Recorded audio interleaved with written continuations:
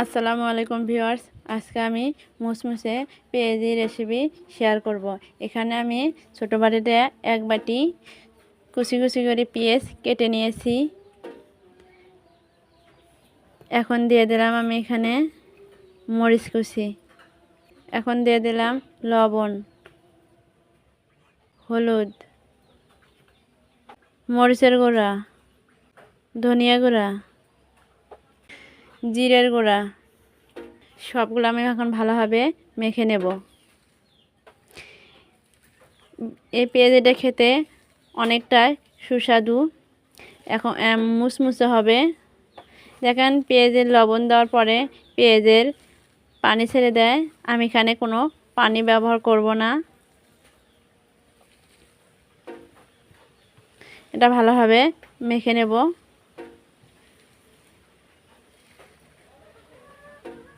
এখন আমি দিয়ে দিলাম এখানে আদা আর রসুন বাটা হালকা পরিমাণে দিয়ে এটাও আমি ভালোভাবে পেঁয়াজটার সাথে মেখে নেব।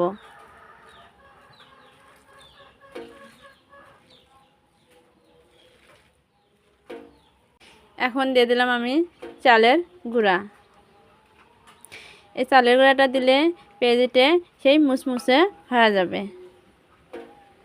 দেখেন এই পেঁয়াজের যে পানিটা বের হয়েছে, এতে এটা আর কোনো প্রকার পানি দেওয়া লাগবে না।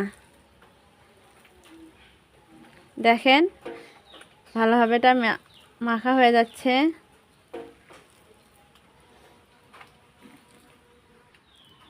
দেখেন এটা আমার এখন মাখানো হয়ে গেছে।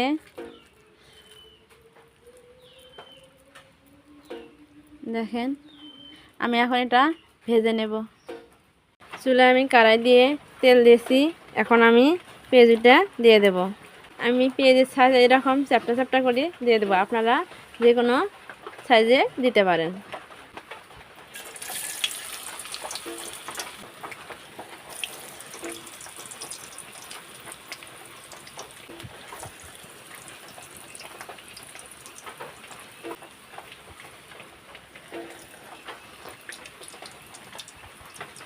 পেঁয়াজগুলো আমার দেওয়া হয়ে গেছে।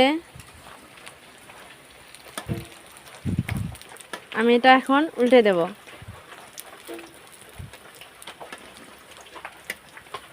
দেখেন কতটা লাল মুসমুসে হয়ে যাচ্ছে।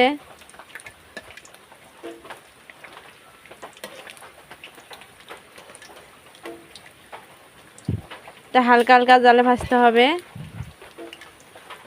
আনাতে পোড়া যাবে।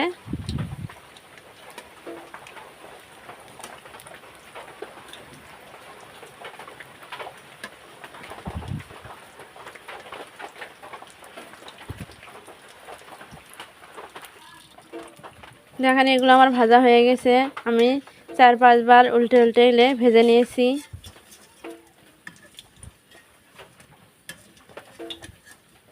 দেখেন কতটা লাল মুসমুসে হয়েছে।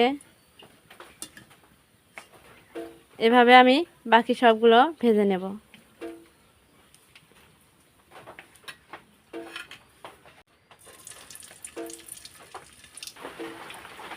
দেখেন কতটা মুসমুসে হয়েছে।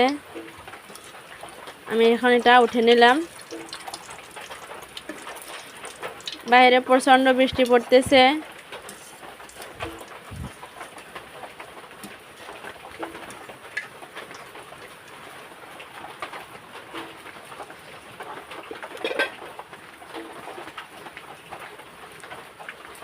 আজকের রেসিপি এখানে শেষ।